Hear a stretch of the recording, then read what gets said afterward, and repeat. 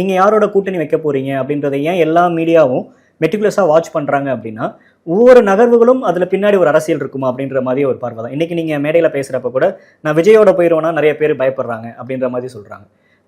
நீங்கள் கொள்கை ரீதியாக பாஜகவை கடுமையாக எதிர்க்கக்கூடிய கட்சி எஸ்டிபிஐ. ஸோ விஜயும் அதையே பண்ணுறாருல, விஜயோட மதிப்பீடு நீங்கள் எப்படி பார்க்குறீங்க? இல்லை, அதான் நான் என்ன சொல்ல வரேன்னா, நாங்கள் அவருடைய அந்த மாதிரியான எல்லா விஷயங்களையும் நாங்கள் வரவேற்றிருக்கிறோம். அவர் வக்ஃபு சம்பந்தமாக அவருடைய அந்த ஸ்டாண்டை நாங்கள் வந்து வரவேற்றிருக்கிறோம்.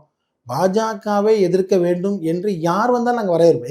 எங்களுக்கு எந்த அதுக்கு தேர்தல் கூட்டல் கழித்தல் கணக்குகளை எல்லாம் தாண்டி அது மாற்று சக்தியா இல்லையா, பாஜக எதிராக யார் சண்டை செஞ்சாலும் யார் செஞ்சாலும் அந்த சண்டை செய்யறதுல நாங்கள் அவர்களோட தோழர்களாக நாங்கள் இருப்போம். அது சிறியவர் பெரியவர்ங்கிற எந்த கணக்கும் எங்களுக்கு வந்து கிடையாது.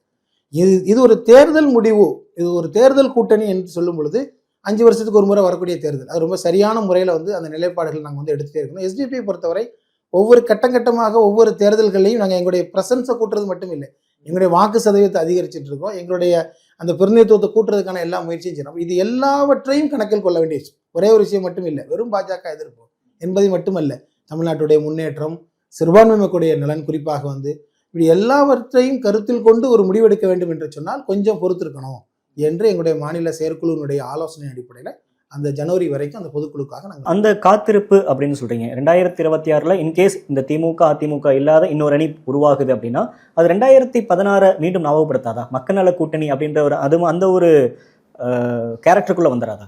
எதுவாக இருந்தாலும் இப்போ 3வது அணி உருவாகணுமா, 2 அணி மட்டும் வேண்டுமா என்பதற்குள்ள இல்லை.